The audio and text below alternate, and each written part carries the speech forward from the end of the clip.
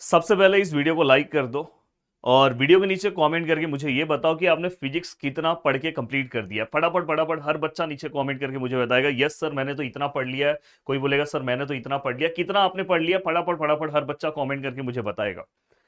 अब साथ में दोस्तों मैं आपको ये बताने जा रहा हूँ कि नीचे मैं आपको प्लेलिस्ट दे रहा हूँ और पहले तो आप उस प्लेलिस्ट को देखो।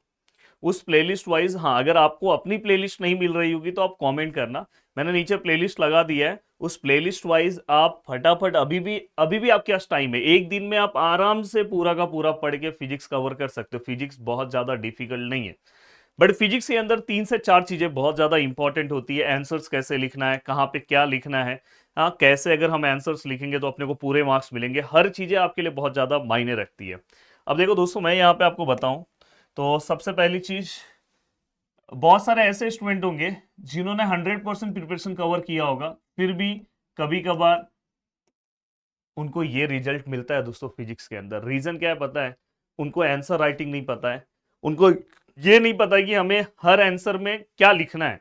कभी कभी क्वेश्चन में जिस तरह से क्वेश्चन पूछते हैं उसके अकॉर्डिंग हमें आंसर देना रहता है। देखो फिजिक्स के अंदर 2-3 चीजें बहुत ज्यादा इंपॉर्टेंट होती है। इवन थियरी एग्जाम में व्हाट, वाई, हाँ, कहीं पे अगर लिखा है एस्टिमेट, कहीं पे अगर लिखा है डिटरमाइन, कहीं पे लिखा है दोस्तों फाइंड, कहीं पे लिखा है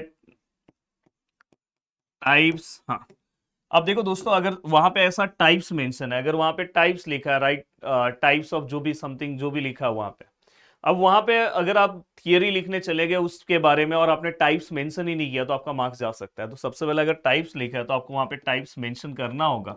ये पहला टाइप है, ये दूसरा टाइप है, इवन अगर तीसरा है तो तीसरा टाइप, ऐसे मेंशन करो। फ्लो चार्ट में मेंशन करो, वैसे भी कर सकते हो। यहाँ पे आप लिख सकते हो, ऊपर ऐसा हेडिंग डाल दो। ये सब प्रॉपर आंसर लिखने के थोड़ा अच्छा तरीका है। जिस तरह से मैं लिखता था उसी तरह से मैं आपको बता रहा हूँ। तो यहाँ पे आप लिखोगे उससे आपके, क्योंकि देखो सभी के पास बुक तो एक ही है। आपके, आप जिस भी यूनिवर्सिटी से रहोगे आपके पास बुक वही है, पर आंसर लिखने का अंदाज तरीका सभी का अलग अलग है। तो मैं हमेशा इस तरह से लिखता था। फिर यहाँ पे आप लिखोगे तो उससे क्या होगा, पेपर चेकर को, हाँ इसने तो टाइप बहुत अच्छा लिखा। फिर नीचे थोड़ा सा उसका एक्सप्लेनेशन लिख दो, हाँ। अब देखो दोस्तों, कहीं पे अगर y लिखा है तो आपका आंसर, y का आंसर भी आपको लिखने आना चाहिए, ये ध्यान रखना। तो मैं एक सिंपल सा फॉर्मेट आपको दे दे रहा हूं। देखो मोस्ट ऑफ द क्वेश्चंस में अगर समझो, क्वेश्चन का मार्क्स हमेशा देखा करो। अगर सपोज वो 5 मार्क्स के आसपास का क्वेश्चन है तो आपको क्या करना है, सबसे पहले पता है कि हर एक क्वेश्चन में आपको सबसे पहले प्रॉपर फॉर्म में यहाँ पे आपको क्या कर देना चाहिए पता है? कि यहाँ पे सबसे पहला डेफिनेशन मेंशन करना है। अब आपने यहाँ पे डेफिनेशन मेंशन किया, जो भी रिस्पेक्टिव पार्ट है, अगर आपको उसका डेफिनेशन पता है ठीक है। उसके बाद मैं हमेशा बोलता हूँ कि डायग्राम मेंशन करो। अगर और डायग्राम जब मेंशन करते हैं तो उसको ऐसा प्रॉपर बॉक्सेस बनाओ। अगर सपोज आपने ऐसा डायग्राम यहाँ पे मेंशन किया और नेमिंग एक ही साइड लिखो दोस्तों, ये ध्यान रखो, एक साइड चाहिए तो आप इस साइड भी लिख सकते हो, ऐसे उल्टा पुल्टा, और यहाँ पे मेन नेमिंग। एंड देन दोस्तों यहाँ पे आपका जो भी मेन पार्ट होगा यहाँ पे आप उसका एक्सप्लेनेशन लिखो। देन अगर उसके अंदर कुछ एडवांटेज है तो एडवांटेज लिखो, डिसएडवांटेज है और लास्ट में अगर एप्लीकेशन है तो उसका एप्लीकेशन लिखो। तो ऐसे अगर आपको एक एक पॉइंट भी अगर आप लिखते हो तो आपको अच्छे मार्क्स मिलते हैं थियरी जैसे सब्जेक्ट्स में। थियरी जैसे सब्जेक्ट्स में हमेशा ट्राई करना है कि जिस क्वेश्चंस में अगर आपको डायग्राम है तो आप उल्टा खुश हो जाओ। ये मत सोचो कि यार इस क्वेश्चन में तो डायग्राम है, कौन बिना मतलब का टेंशन मालेगा, तेरा भाई डायग्राम नहीं बनाएगा। डायग्राम बनाओ। देखो मैं, मेरे यूनिवर्सिटी टॉपर बनने का सबसे बड़ा रीजन था कि मेरा आंसर राइटिंग सबसे अलग था। सबको वही मिलता था नोट्स, मुझे भी वही नोट्स मिलता था, बट मैं आंसर्स बहुत अलग लिखता था। मैंने ऐसे सब्जेक्ट्स के अंदर, जैसे थियरी सब्जेक्ट्स के अंदर, कभी भी आपको 60 में से 58 मार्क्स नहीं मिलेगा, 59 मार्क्स नहीं मिलेगा। मैंने इसके अंदर 60 में से 58 मार्क्स स्कोर किया है दोस्तों। तो मैं आपको यही सजेशन दूंगा कि अगर आप 60 में से चाहते हो कि मुझे 55 या 50 अबो मार्क्स आए तो आपका आंसर राइटिंग का तरीका बहुत अच्छा होगा। ऐसे क्वेश्चन सिलेक्ट करना। देखो ये भी आपको मैं बता रहा हूँ कि क्वेश्चन का सिलेक्शन आपका इस तरह से होना चाहिए। जैसे अगर आप क्वेश्चन कोई भी अगर सिलेक्ट कर रहे हो तो ऐसे क्वेश्चन सिलेक्ट करो जहां पे टाइप हो। कहीं पे अगर न्यूमेरिकल क्वेश्चंस अगर आपको आते होंगे, देखो सभी वीडियोस में नीचे दिया हूं, तो न्यूमेरिकल अटेंड करो। न्यूमेरिकल अटेंड करने से बेनिफिट क्या होगा पता है? उसमें पूरे मार्क्स आपको मिलेंगे। और थियरी वाले क्वेश्चंस में कैसा होता है कि अगर आपने थोड़ा सा अपने अंदाज वाइज नहीं लिखा तो दिक्कत हो सकता है।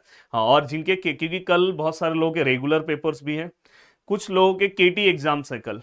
तो केटी एग्जाम्स वालों को मेरा एक ही सजेशन है कि अगर आपने अपना 70% सिलेबस भी कवर किया है तो बहुत अच्छी बात है, बहुत अच्छी बात है। अगर आपने अपना 70% सिलेबस कवर कर दिया है तो भी वेल एंड गुड है, कोई दिक्कत लेने वाली बात नहीं है, आप आराम से अपनी चीजें कवर कर सकते हो। तो मुझे ऐसा लग रहा है कि आपको इस तरह से बहुत ही शानदार तरीके से प्रिपरेशन कवर करना चाहिए।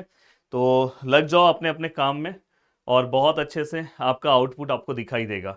इसलिए अभी भी आज दिन भर का टाइम है, फटाफट फटाफट एक दिन में अगर आप फिजिक्स कवर करना चाहते हो तो देखो मैं आपको एक टाइम ड्यूरेशन बता रहा हूँ।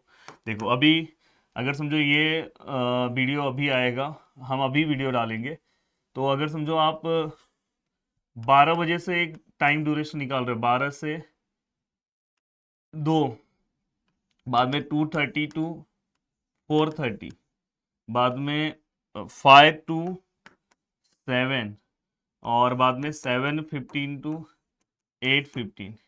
इस तरह से आप 8:30 ले लो ना। देखो इस तरह से आप ड्यूरेशन कर सकते हो। अगर आप नीचे बोलोगे तो मैं 8:30 को लाइव आ जाऊंगा। हाँ, मैं उसका कोई भी लिंक अभी दे नहीं रहा हूँ।